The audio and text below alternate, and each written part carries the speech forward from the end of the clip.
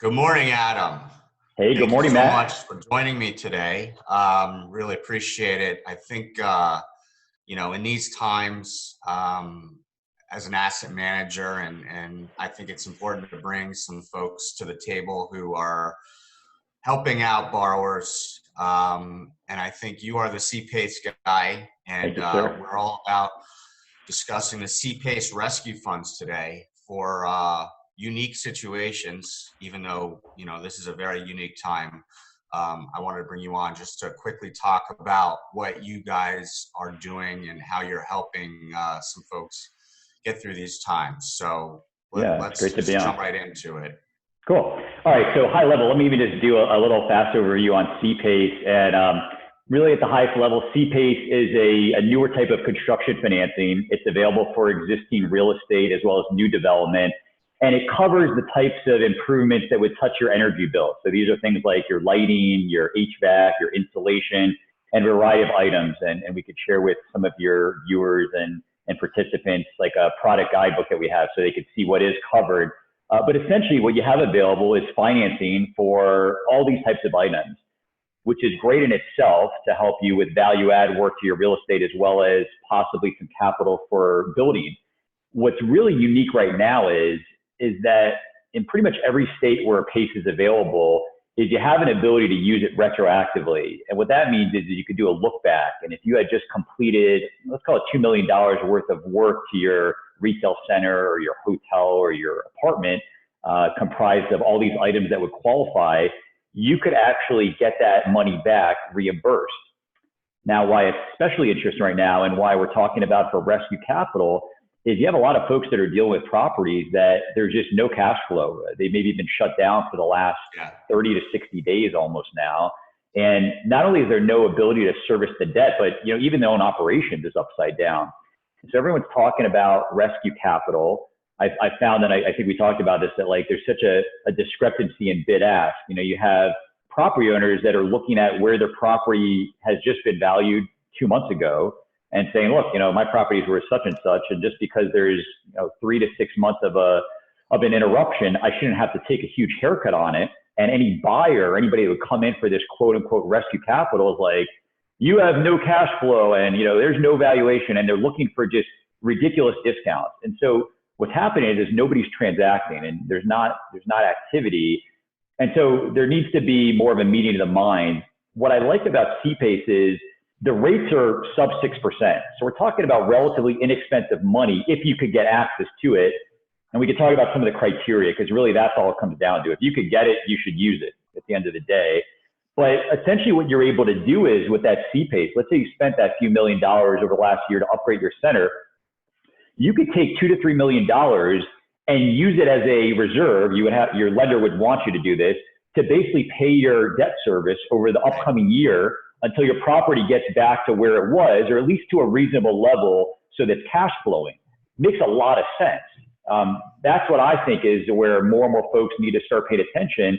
And really the only challenge is the CPACE structure. The way it works is instead of taking a secured interest the way a lender does, we get paid back by an assessment that's added to the tax bill that's able to get paid off at any time. And as a result of it, some lenders are just more willing to look at it than others.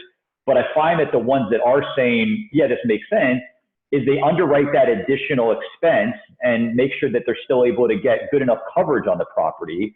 And so there's an appropriate level of it that makes sense to allow. And so that's what we're dealing with.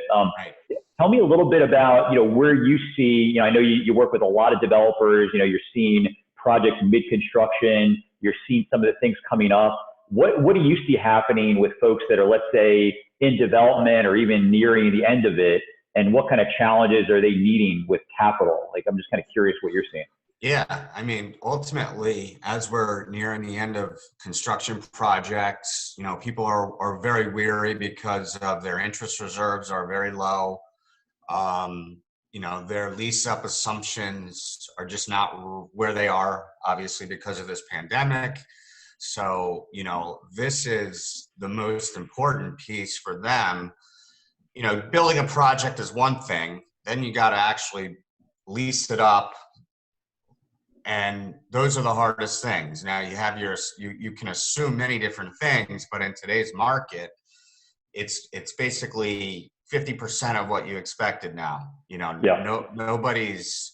Nobody's signing new leases. Nobody's very shy about moving into a new rental unit. So it's giving borrowers a lot of worry, especially because they don't. Most people don't have the money to just start writing interest checks on their debt, and providing at least the liquidity to help lease up, marketing, advertising. The funds have pretty much dried up in some cases. So to me, this is the most creative way, to come into a project for rescue, providing that capital, that cushion to give them enough time to get this project built. I mean, there's so many great projects. I mean, we're not, I don't believe this is a long-term, obviously. It's going to be around and things are going to be much different, but, fast forward, you just got to get through this period to Correct. find the capital needs, to get these developers kind of on point with where they should have been if this didn't happen. And Yep. to me, this is a no-brainer. I wish PACE was in every state, Sure. because it would be a huge benefit for everybody. Without a doubt. Yeah, and even when you have new builds coming out of the ground, which they are trickling out, and there are some funding for those. To me, when you combine that PACE and a senior construction lender, it's a brilliant marriage, and I think that everybody should look into it. Let me tell you about a good scenario. You guys are closing deals pretty quickly. Yeah, I mean, we're like a typical, I would say a non-bank lender process. 30, 45 days is very doable. We just had a nice multifamily closing at the end of last month, on track to do a couple this month. And you brought up a good point. It's not even just post-completion. You could also do this mid-construction. Right. So, I think where it really fits right now, and it's more because you have the construction lender that's most likely to do this, is on the multifamily side. Yeah. So, we're right now in the middle of a project that's a ground up multi, cost overruns like you're seeing across the board over the last year or so. Folks that are saying you're out of balance, how do you handle that? If I'm a developer, this is something I want to consider. And so you might be able to use CPACE to get some of those items to qualify. And I think the more realistic scenario is you would come in with a new PACE-friendly construction lender to be able to take out the existing and recapitalize it, finish off the project, give yourself some additional time. That's a real strategy that we're doing. Yeah. And I think that that's something that more folks just need to be aware of, frankly. I think a lot of people just don't even know you can do that. I talk to people all the time. I tell them, you can use CPACE for new construction, and you could actually do a look back. And they say, I didn't even know I could use it for new construction. I go, I thought I could just use it for lighting on my shopping center. And I'm like, yeah, you could, and you could use it for lighting in your new development as well, as well as all the other items that qualify. So it's a lot of just, frankly, lack of information. It's a new thing for a lot of people. So that's the craziest thing, to have such an amazing tool that every day it's like new. People just don't know about it. Yeah. And I think if people utilize it and you get more senior lenders on board, for all, I would think, down the road, when every state adopts this, it should be a no-brainer for every new construction. It should be a really good, strong partnership, with the senior construction lenders, with the PACE funders, a great capital stack. It really helps with equity requirements. And at the end of the day, being in the energy efficiency world for a few years, to me, when you build a building efficiently and operationally, it's just a home run. The amount of money that you will save year one will benefit you, and you're rolling these items out over 20 to 30 years. Yep. On a simple payback that's just under 2 years, but you're actually spreading that out over 20. It's a no-brainer. The cash flow proposition is awesome, and it's flexible. And there's new things that are coming out. You know, we're going to have to deal with new ventilation systems. We're going to have to deal with, you know, things that are going to be newly adopted after this pandemic.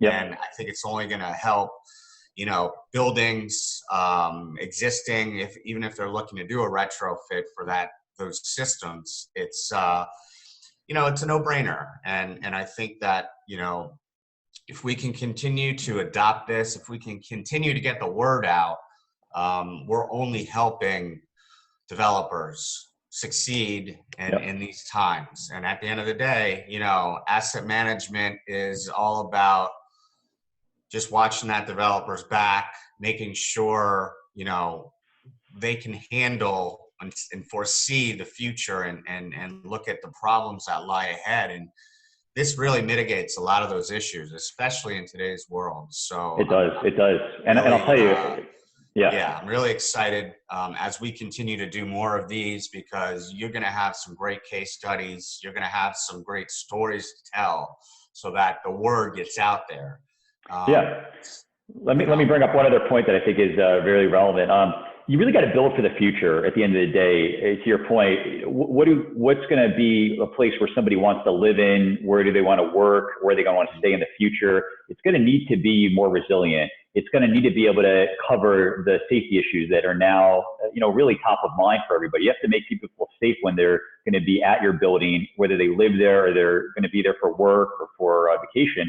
And so, you know, I've been talking to developers about things they've already thinking about, more automation, you know, not as much of a need to be able to be touching doors and, you know, all these different items. And so I think that ventilation, to your point, that's a key thing. What's cool about the PACE program is it's this ever evolving bucket of items that you could just include to make financing more available for your build.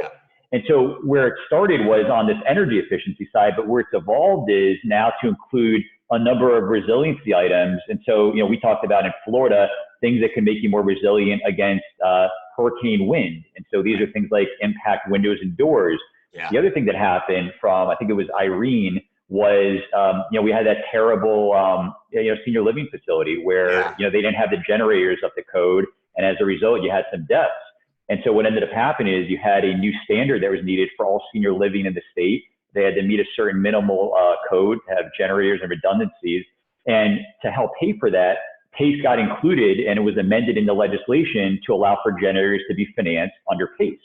So you have this great mechanism using this assessment structure that gets to spread out payments over, to your point, 20 plus years to make it very minimal on the annual. And, you know, you could see items being included for future public health crises. I mean, obviously we don't want to think about it, but, and we hope that this is, you know, mitigated and we've done all the measures, but, you know, what happens in the next 5-10 years when there's the next thing that comes up? You want to have a building that's just better set up to be able to create safety procedures much more reliably. And so I think that PACE is going to be top of mind as a solution to make it affordable for either existing buildings to upgrade for these likely safety standards needed, or for new buildings that are already thinking ahead and saying, we need to design for this to be able to have this mechanism to get that financing. So it's very much, and it's in its infancy. I mean, I was telling you, like, when I got into this business 3 years ago, you know, maybe as an industry with construction, it was hitting 50 million as an industry. Last year, you know, it was getting close to 500 million. This year, definitely going over $1 billion. It's already over $1 billion when it comes to existing retrofits and construction, but just the construction likely is over $1 billion. There's a great a fact sheet that was put out by Pace Nation. It's kind of like the industry research body. They put it out last month, and they had predictions that by 2025, commercial PACE will be easily doing tens of billions a year in annual volume. So you could see this as something that just more and more folks, when it comes to construction, whether it be new development or value add on their real estate, they need to consider this as a very good option to reduce their costs to build. So I'm just trying to talk about it, right? So it's a good opportunity to get on with you. And even getting back to that point about the assisted living facilities, I know for a fact that in the state of Florida, they're all not done yet. I mean, there may be 40, 50%, you know, they're all asking for waivers. And the funny thing is, again, it's education. These owners don't realize that they have this strong help out there that could finance these projects for them. and when you combine other things, you know, it's a home run. So, you know, that's something we can talk about next week or down the road. But I really think this was a great start. Yeah, You for know, sure. pace rescue is extremely important today. And, you know, we just want to get the word out. We want to help borrowers, lenders, just looking for ways out. And, you know, this is a perfect scenario in today's market. So thank you so much Yeah, pleasure to be being on. on We'll do another today. one of these. Awesome. Yeah, we'll Thanks, do it Matt. again, grab some more folks and, you know, really tag team and get it out to the market. So, you know, we could certainly help people. And Yep. we're looking forward to working together on some other projects. So again, Adam, Awesome. thanks so much for your time. And, you know, we'll get this posted on some social media and LinkedIn, and, you know, let's rock and roll, my friend. Awesome. Thanks again so much. And by the Yep. way, feel free to share some of the resources that we've Yeah. had with that one pager on how to do the look back and where it works. Yep. And yeah, anytime I could be available, always appreciate it, Matt. Thanks so Awesome. much. Have a great weekend. Stay Take care. Bye. safe. Yep, All you right. too. Bye-bye.